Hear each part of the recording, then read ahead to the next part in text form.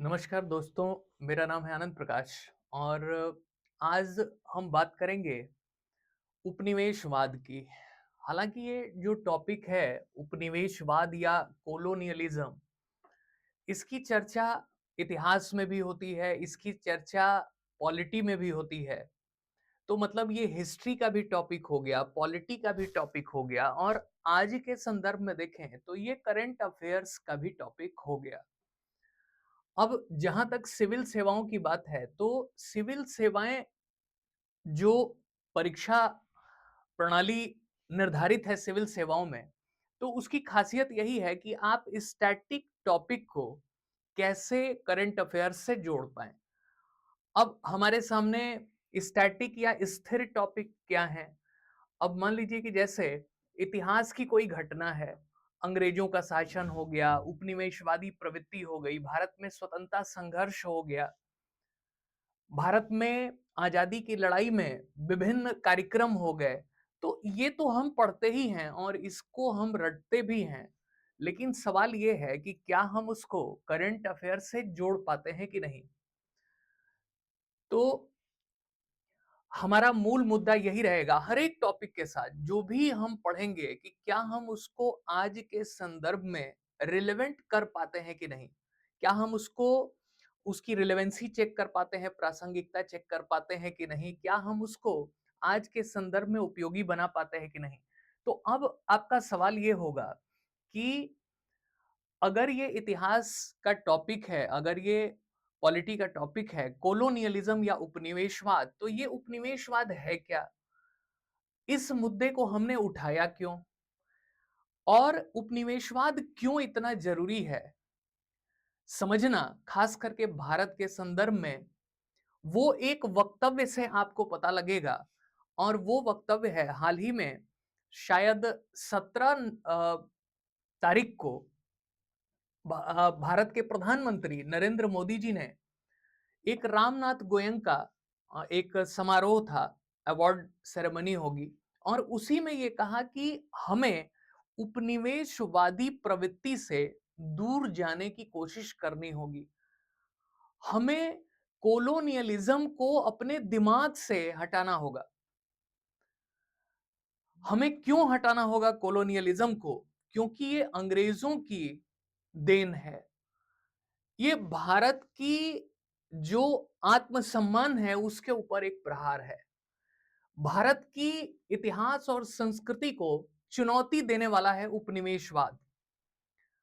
और उपनिवेशवाद अगर मैं आपको बताऊं कि हमारे जीवन में कैसे प्रवेश कर गया है तो आप आश्चर्य में आ जाएंगे।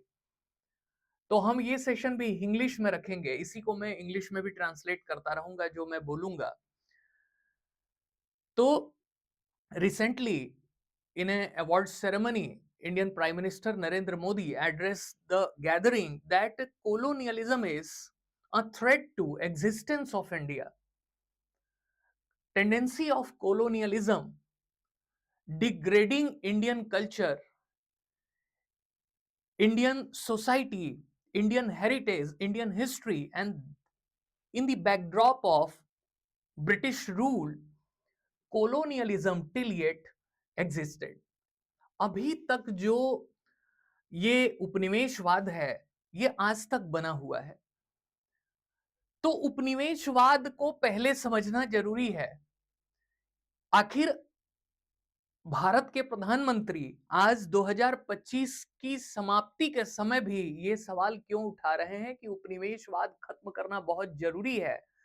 और हम इसको, उन्होंने 10 वर्ष का एक टारगेट बनाया है कि 10 वर्ष, इसका मतलब यह है कि 2035 में इस उपनिवेशवादी मानसिकता को समाप्त करने की कोशिश की जाएगी। हालांकि ये लक्ष्य बनते हैं और ये समाज से जुड़े मुद्दे हैं, तो इसको हम कितना सफलतापूर्वक पा पाएंगे ये तो भविष्य के गर्भ में है। लेकिन वर्तमान में इसको समझेंगे तो ही इससे धीरे धीरे दूर जा पाएंगे। तो उपनिवेशवाद का मतलब पहले समझते हैं और देखते हैं कि ये भारत में कैसे रची बसी है और दूर कैसे जाएं इससे। तो आइए बात करते हैं। अब आपको पता ही है कि ये जो कॉलोनियलिज्म है, ये एक तरीके की विचारधारा है। क्या है ये उपनिवेशवाद? ये एक विचारधारा है। और कैसी विचारधारा है? इसमें एक सिंपल सा रूल समझिए कि अंग्रेजों के उदाहरण से हम इसको समझते हैं। ये कहीं भी दिख सकता है, उसको हम आगे उदाहरणों से समझेंगे। अब एक देश था भारत। अब मान लीजिए कि ये देश हो गया इंडिया, और ये लगभग 1757 में, हालांकि अंग्रेज बहुत पहले ही आ गए थे, लेकिन जब प्लासी का युद्ध हुआ, तो प्लासी के युद्ध के बाद एक्चुअली में अंग्रेजों ने भारत को गुलाम बना लिया। Britishers came in the year 1600. After 150 years, they conquered India and they started their journey of colonialism from the Battle of Plassey 1757. तो इन्होंने बैटल ऑफ प्लासी से अपनी कार्रवाई शुरू की। अब जब जहां तक इस इंग्लैंड की या ब्रिटेन की सरकार की बात थी, तो उसने क्या किया, भारत को अपने पूरे कंट्रोल में ले लिया। अब इसको थोड़ा आसान भाषा में समझें। इसको मैंने एक सर्कल से इंडिकेट किया है, संकेंद्रीय वृत्त बना के, कि एक यहां सर्कल बना हुआ है और एक बड़ा सर्कल बना दिया हमने, और कॉन्सेंट्रिक सर्कल बना दिया। इसका क्या मतलब है कि एक ऐसा देश, हालांकि भारत का इतिहास, सभ्यता, संस्कृति बहुत पुरानी रही है, हम बहुत मजबूत रहे हैं, लेकिन मध्यकाल के बाद, औरंगजेब की मृत्यु के बाद, 1707 के बाद भारत ताश के पत्तों जैसा बिखर गया। After the death of Aurangzeb, Indian empire crumbled. तो एक तरीके से समझें कि भारत बहुत कमजोर होता गया, और इंग्लैंड जैसे एक ऐसे देश ने जो दुनिया भर में समुद्री यात्राएं की और उन्होंने नए नए अनुसंधान किए, तो जब वो भारत के क्षेत्र में आए, तो उन्होंने समझा कि हमारे पास तो संसाधन कम है, तो भारत को उन्होंने धीरे धीरे समझना शुरू किया। 1600 से 1757 तक उन्होंने भारत को समझने की कोशिश की। एक ट्रेडर के रूप में, एक व्यवसायी के रूप में उन्होंने जगह जगह पे मुगल राजाओं से भारत में ट्रेडिंग राइट्स ली, व्यापार करने के अधिकार लिए।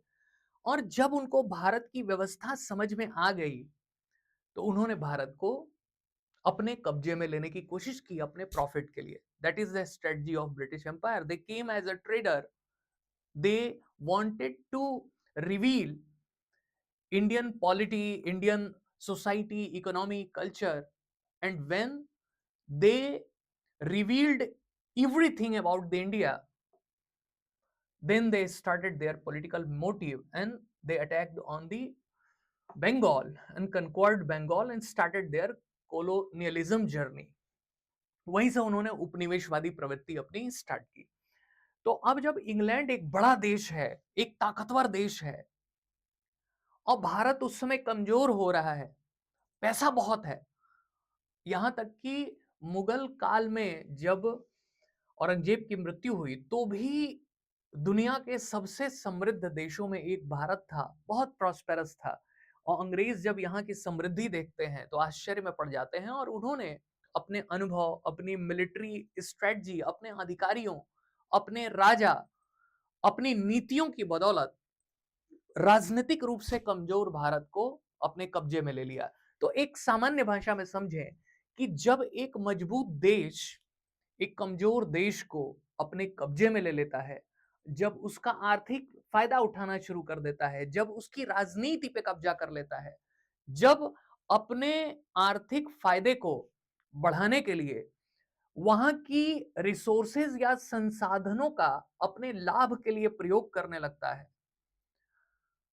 जब वहां की आम जनता के मनोबल को तोड़ देता है, उनको अपने बारे में ही हीनता का बोध करा देता है, तो यही होता है कॉलोनियलिज्म। एक शब्द में इसको समझें, तो अगर आप अपने घर के ही उदाहरण को लो, अपने आसपास के ही उदाहरण को लो, ये समझ में आ गया तो आपको पूरी नीतियां समझ में आ जाएंगी। ये पूरी टॉपिक समझ में आ जाएगी और वर्तमान में क्या कोलोनियलिज्म है कि नहीं, उपनिवेशवादी मानसिकता है कि नहीं, वो भी समझ में आ जाएगा। तो कोलोनियलिज्म एक मानसिकता है, एक मेंटालिटी है, एक टेंडेंसी है, जो ये कहती है कि एको अहम द्वितीयो नास्ति, अहम ब्रह्मास्मि।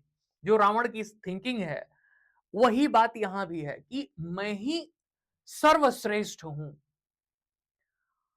अब एक भावना ये होती है कि मैं श्रेष्ठ हूं लेकिन अन्य भी मेरे जैसे श्रेष्ठ हैं, और वहां इक्वालिटी की भावना होती है। लेकिन अगर आप ये सोच लीजिए कि मैं ही सर्वाधिक श्रेष्ठ हूं और मेरे जैसा कोई नहीं है, तो आपको बाकी सब कमतर लगने लगेंगे और धीरे धीरे आपके अंदर उपनिवेशवादी मानसिकता का जन्म हो जाएगा। तो अंग्रेज भी ऐसा मानते थे कि जब उन्होंने भारत को पॉलिटिकली गुलाम बना लिया, तो अंग्रेज जो कि खाने पीने को अपने मांसाहार करने वाले लोग थे, तो मसालों की खोज में निकले, उन्होंने कपड़ों की खोज में निकले। तो यहां से कॉटन लिया, यहां से नील लिया, इंडिगो लिया, मसालों के ऊपर लगाने के लिए इंडोनेशिया भारत से मसाले लिए, केरल के क्षेत्र से। तो जो इनके पास कोई सभ्यता संस्कृति नहीं है उस समय तक, और वो एक खाना बदोश टाइप की जिंदगी जी रहे थे। तभी तो समुंदर में निकल जाते थे कि कुछ अच्छा दिखे तो चल के उसको कब्जाया जाए अपने फायदे के लिए। अब भारत में सब कुछ था, भारत नदियों के किनारे बसा हुआ एक समृद्ध देश था। आम जनता लगभग लगभग खुश थी, भले ही किसी का भी शासन हो। तो हमें कहीं जाने की जरूरत नहीं थी, इसलिए हमारे यहाँ वॉयजेस नहीं हुए, समुद्री यात्राएं नहीं हुई। ऐसा नहीं कि साहसी लोग नहीं थे, एक से एक राजा हुए, एक से एक व्यवस्था में लोग हुए, साहसी काफी थे वो। लेकिन इनके पास कुछ था नहीं तो समंदर में ही कूद पड़े। यूरोपियन शक्तियां, चाहे अंग्रेज हो, फ्रांसीसी हो, पुर्तगाली हो, डच हो, डेनमार्क के लोग हो, क्यों समंदर में उतर रहे थे, क्या ऐसी जरूरत थी?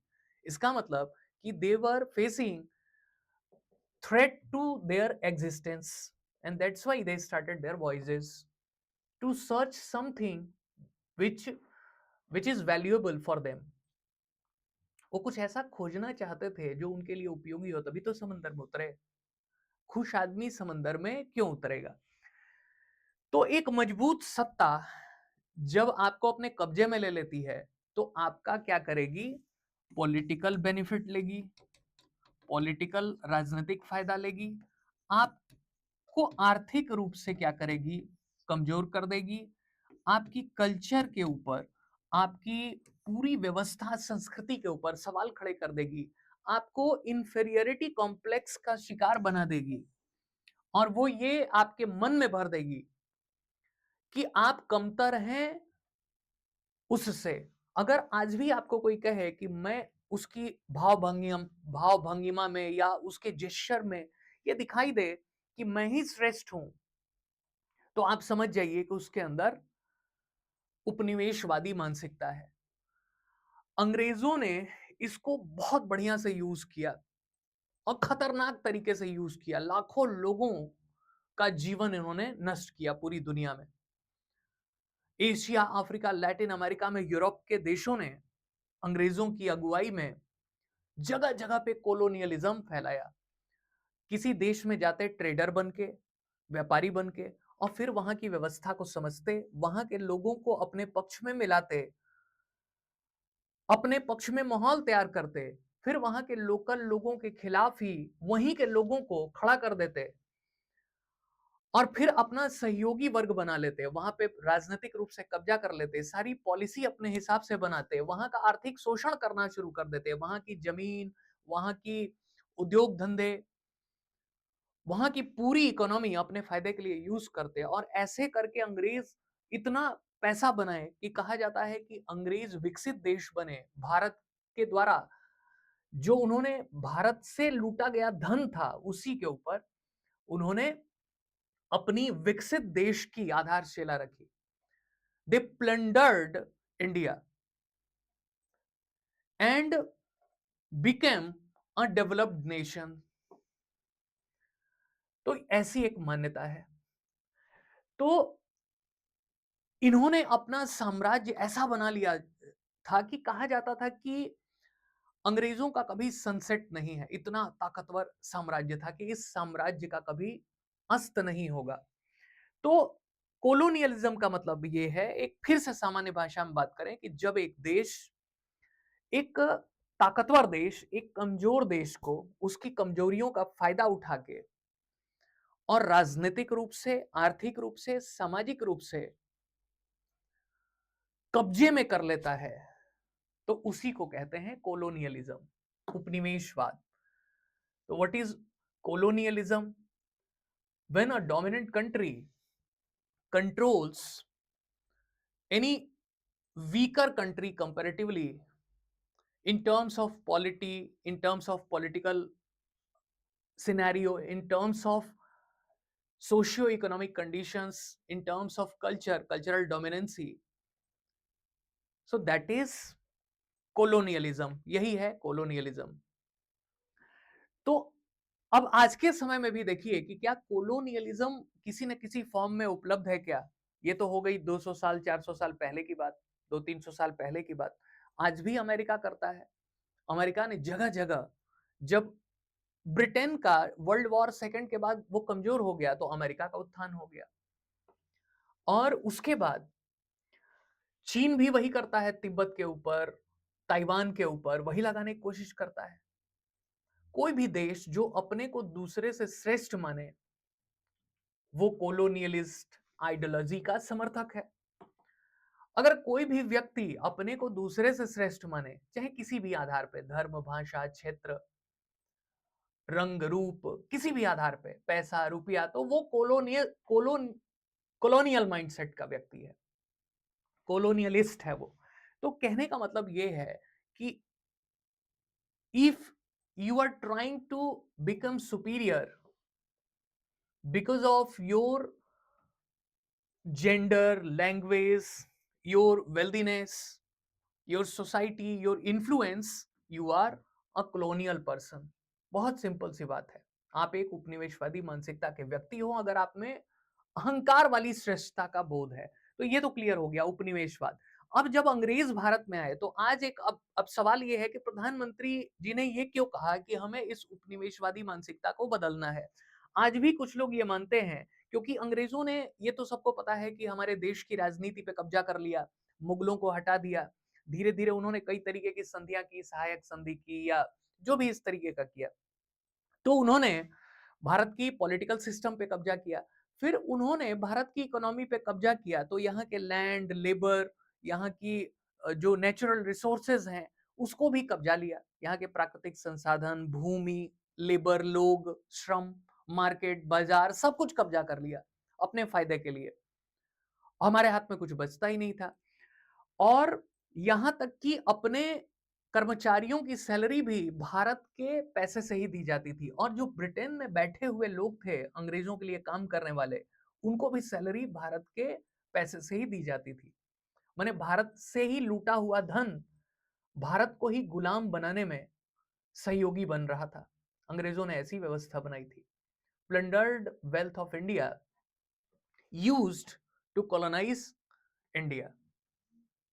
तो ये बड़ा इंटरेस्टिंग एक बात दिख रही है अंग्रेजों की। अब सवाल ये है कि क्या आज भी कॉलोनियलिज्म है? जब अंग्रेज आए तो उन्होंने क्या किया? हमारी कल्चर को प्रभावित कर दिया। अब ये कल्चर होती क्या है, संस्कृति क्या है? अगर आपसे कोई कहे कि व्हाट इज कल्चर, तो ये कल्चर कुछ नहीं होता है।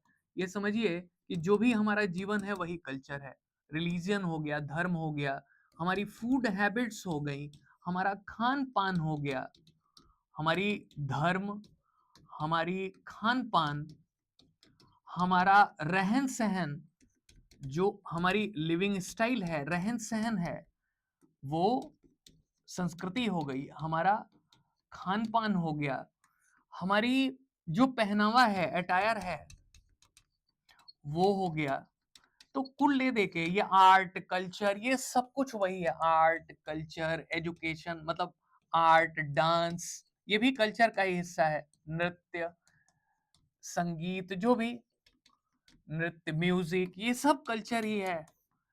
कला, ये सब कुछ आप देखेंगे कि ये संस्कृति का हिस्सा है।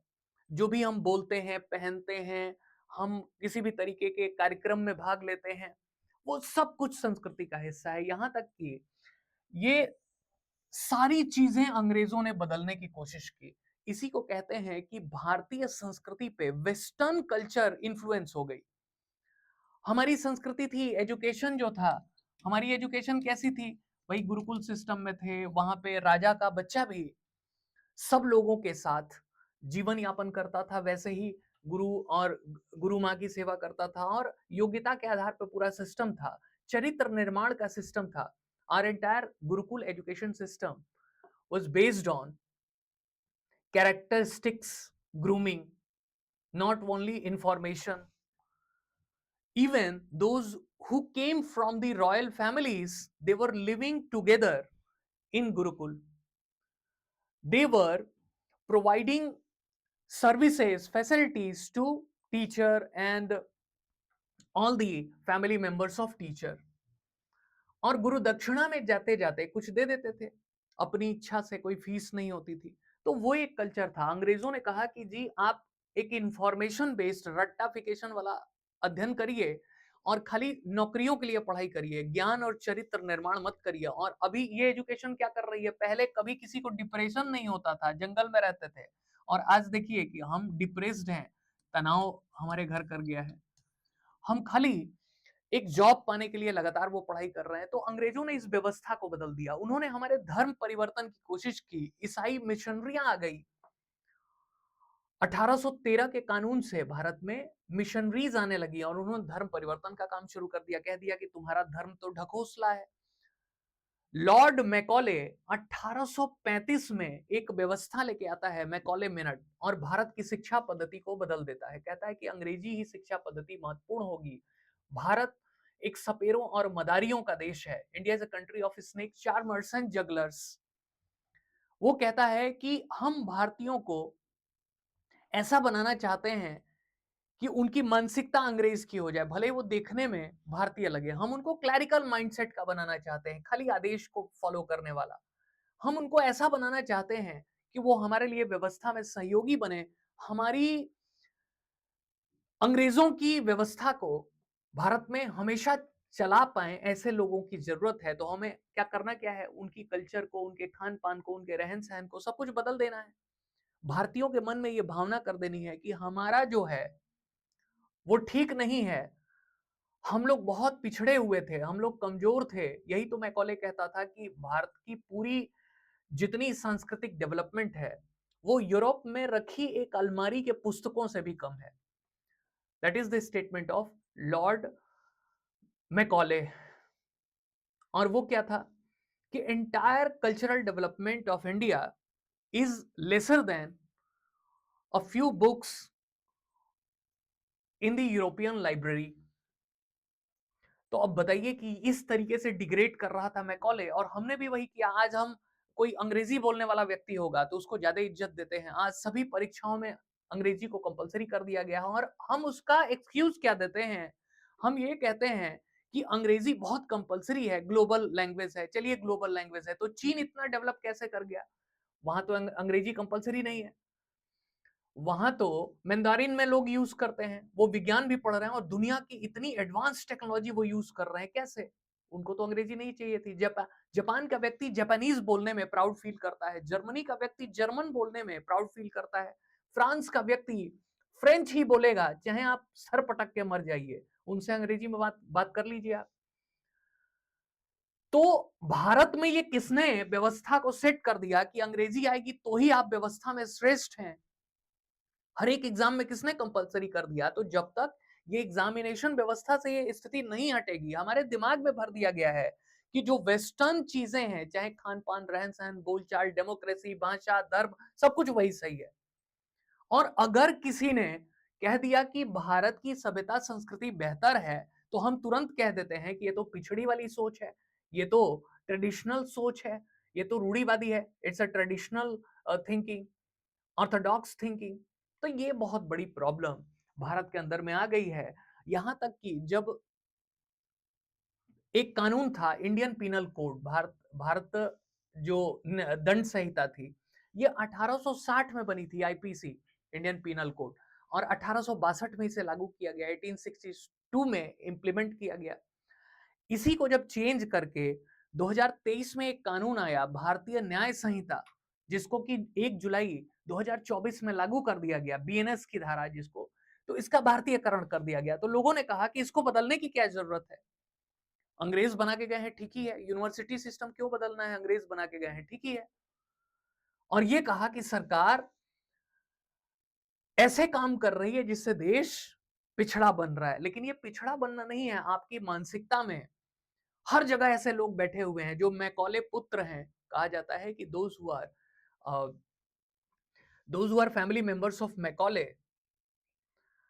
who believed Western culture, Western education is basis of entire information, all the knowledge of the world. If you are not able to acquire Western education, Western science, then you are unable to do anything in the life. उनसे कोई ये नहीं पूछता कि भाई तुम्हारे हिसाब से अगर पाश्चात्य सभ्यता, संस्कृति, ज्ञान सब कुछ वही है, वही विज्ञान है, तो फिर चीन कैसे आगे बढ़ गया, जर्मनी कैसे आगे बढ़ गया, फ्रांस कैसे आगे बढ़ गया। तो ये बकवास बात है। विज्ञान पढ़ने के लिए भाषा तो एक माध्यम होता है। तो यही वजह है कि धीरे धीरे देखिए हमारा, अब हम पिज्जा बर्गर खा रहे हैं, अब हम मैगी खा रहे हैं, अब हम जंक फूड खा रहे हैं। लैंसेट नाम की पत्रिका जो इंटरनेशनल पत्रिका है, उसने ये कहा, अभी हाल ही की रिपोर्ट है, कि सरकारें ऐसे कानून बना रही हैं जिससे कि आसानी से ये कोल्ड ड्रिंक, ये पिज्जा बर्गर, ये नमकीन, ये चिप्स बच्चे खाएं, देश के लोग खाएं, 10-10 रुपए, 5-5 रुपए में उपलब्ध हो, और बाद में शरीर में वो टॉक्सिक एलिमेंट चले जाएं। और धीरे धीरे, वैसे भी भारत में रोग बढ़ ही रहे हैं, दुनिया की डायबिटीज कैपिटल है भारत, 65-70% डायबिटीज के रोगी यहीं रहते हैं, 2/3 दुनिया के हार्ट पेशेंट भारत में रहते हैं।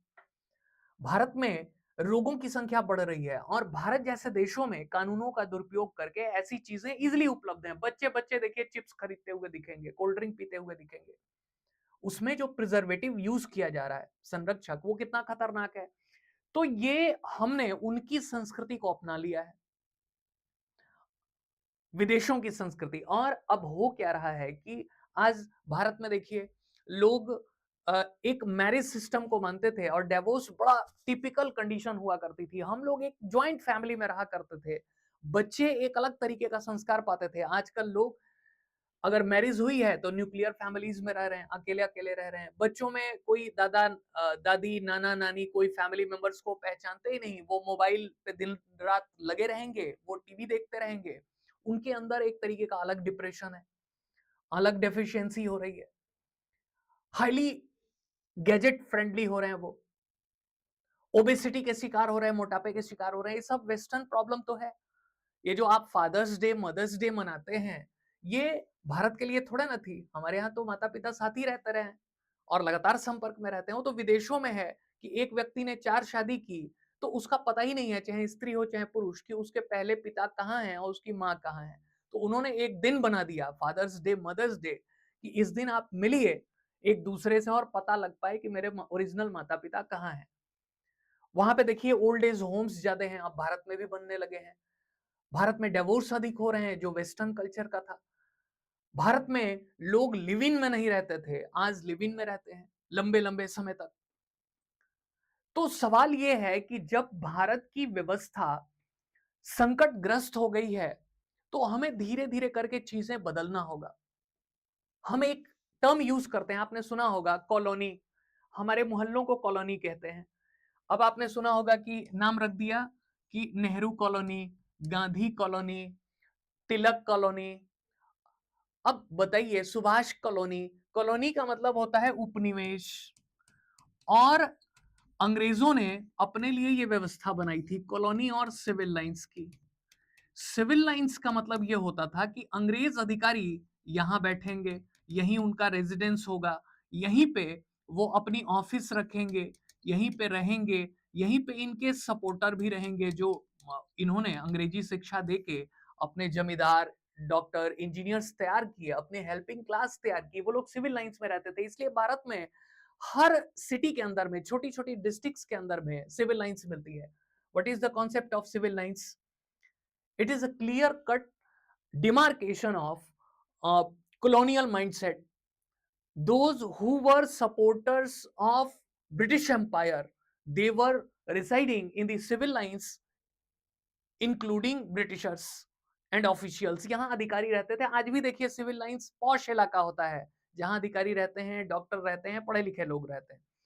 और एक कॉलोनी होती है, नाम होगा ब्रिटिश कॉलोनी, और वहां पे पानी लगा हुआ है, नालियां बंद हैं, वहां डेवलपमेंट की कोई नामो निशान नहीं है। तो कॉलोनी लोग गर्व से कहते हैं, कितनी आश्चर्य की बात है और कितना कंट्रास्ट है कि जो तिलक अंग्रेजों के साम्राज्यवाद के खिलाफ थे, उपनिवेशवाद के खिलाफ थे, जो नेहरू, जो गांधी, जो सुभाष इस पूरी व्यवस्था के खिलाफ थे, उन्हीं के नाम पे आपने अपनी कॉलोनीज का नाम रख लिया। यही तो है औपनिवेशिक मानसिकता, जिसकी बात प्रधानमंत्री कर रहे थे कि हमें उस औपनिवेशिक मानसिकता से दूरी बनानी होगी। इसके कुछ दिन पहले भी गृह मंत्री अमित शाह ने कहा था कि हम एक ऐसी व्यवस्था बनाएंगे जिसमें कि अंग्रेजी बोलने पे लोगों को शर्म आएगी। तो इसकी बड़ी निंदा की गई, कहा गया कि अच्छा, अब आप देश को कहां ले जाना चाहते हैं, पिछड़ा बनाना चाहते हैं। तो यहाँ उनका कहने का संभवतः सेंस यही था कि हमारे यहाँ अगर कोई हिंदी भाषी है, अगर कोई क्षेत्रीय भाषा बोलता है, तो वो अगर इंग्लिश बोलने वाली सोसाइटी के बीच में आ गया तो वो अपने को कमतर समझेगा। If you are very good in the local languages including Hindi, then you are considered yourself as inferior. And if you are speaking English or any foreign language, then you considered in the society as a elite person. आपको बड़ा महत्व मिलेगा कि अरे भाई, इनको तो अंग्रेजी आ रही है। तो भाषा एक कम्युनिकेशन का माध्यम है और यहाँ तो आपकी श्रेष्ठता का माध्यम बना दिया गया। तो इसी व्यवस्था से हमें मुक्ति पानी है। हमें धीरे धीरे करके छोटी छोटी चीजें बदलनी होंगी। आज भी हमारे शिक्षा संस्थानों के नाम अंग्रेज अधिकारियों के ऊपर है। आज भी हमारे मोहल्लों के नाम अंग्रेज अधिकारियों और उनकी वाइफ्स के ऊपर हैं। आज भी कई सारे कानून, चाहे पुलिस कानून हो, मिलिट्री कानून हो, वो अंग्रेजों की बनाई व्यवस्था है। तो धीरे धीरे चेंज तो करना पड़ेगा। ये सवाल उठाना ही अपने आप में मूर्खतापूर्ण है कि चेंज की क्या जरूरत है किसी राष्ट्र की। अभी प्रधानमंत्री जी ने क्या कहा था 17 तारीख को, ये यही तो कहा था कि लॉर्ड मैकॉले ने भारत के आत्मसम्मान और आत्मा पे हमला कर दिया। इसमें कोई दो राय नहीं है कि लॉर्ड मैकॉले या अंग्रेजों की मानसिकता यही तो थी। आज आप विदेशों में जाते हैं, आपके ऊपर रेसिज्म के नाम पे हमले किए जाते हैं। अमेरिका के अंदर में लोगों को मारा पीटा जाता है, ब्रिटेन के अंदर में, ऑस्ट्रेलिया के अंदर में। कोई इंडियन, अगर 4.5 करोड़ इंडियन 150 देशों में रह रहे हैं, इंडियन डायस्पोरा, तो उनके ऊपर हमले तो हो रहे हैं। क्यों हो रहे हैं? इसी मानसिकता के ऊपर कि हम श्रेष्ठ हैं, हमने तो तुमको गुलाम बनाया था और तुम पिछड़े हो। तो कहने का मतलब ये है कि इस पूरी व्यवस्था में बदलाव की जरूरत है। वो चाहे कानून हो, चाहे छोटी मोटी व्यवस्थाएं हो, चाहे नाम हो, नाम भी बदलना जरूरी है, क्योंकि हर उस सिंबल को बदल देना जरूरी है जो कि अंग्रेजों की शोषण को बताता हो। तो इसी चीज को कहते हैं कॉलोनियलिज्म, जिसमें कि देश की व्यवस्था को पूरा कंट्रोल करने की कोशिश की जाती है। तो आज भी हम कॉलोनियलिज्म के दौर में जी रहे हैं। जब तक ये दिमाग नहीं चेंज होगा, जब तक व्यवस्था में बैठे वो लोग जो अपने को श्रेष्ठ समझते हैं, जो वेस्टर्न सभ्यता संस्कृति अंग्रेजों की व्यवस्था को ही श्रेष्ठ समझते हैं, यूरोप की व्यवस्था को ही श्रेष्ठ समझते हैं, उनको बाहर जाना होगा। यही इस समय की डिमांड है। That is the need of hour. We must expel those who are considered themselves elite. They considered Western education, Western culture, Western society, Western science. These are excellent things, and we are inferior compared than them. So that must be expelled. इसको हमें बाहर करना होगा। यही इस बात का संदेश है। तो हमने ये टॉपिक इसीलिए उठाया कि आप जब कोई स्टैटिक टॉपिक पढ़ते हैं, कोई भी टॉपिक, ऐसे ही आपको करंट अफेयर से जोड़ना है। हमारा मूल मुद्दा यही होगा। और यूपीएससी या आज राज्य लोक सेवा आयोगों में, चाहे यूपीपीएससी हो, बीपीएससी हो, इनका डिमांड यही है। और प्रशासनिक अधिकारी मतलब जिले का मालिक, तो आपको एक ऐसा अधिकारी बनना पड़ेगा जो कि चीजों को अंदर तक समझ रहा हो, रटने की जरूरत ना हो। वो सोसाइटी में देख के समझ जा रहा हो कि जो मैंने पढ़ा है वो सोसाइटी में दिख कैसे रहा है। अगर ये विचार आपके अंदर आ गए तो ना एसे लिखने में दिक्कत होगी, ना जीएस के आंसर लिखने में दिक्कत होगी, ना ऑप्शनल के आंसर लिखने में दिक्कत होगी, ना इंटरव्यूज देने में दिक्कत होगी। तो इसी तरीके की सेशंस हम लाते रहेंगे। और अगर सेशन पसंद आए तो इसको लाइक करिएगा, और अगर कोई विचार हो तो आप उस पे कमेंट करके बताइएगा और हम ऐसे ही सेशंस के साथ मिलते रहेंगे। तब तक के लिए नमस्कार, थैंक यू, धन्यवाद।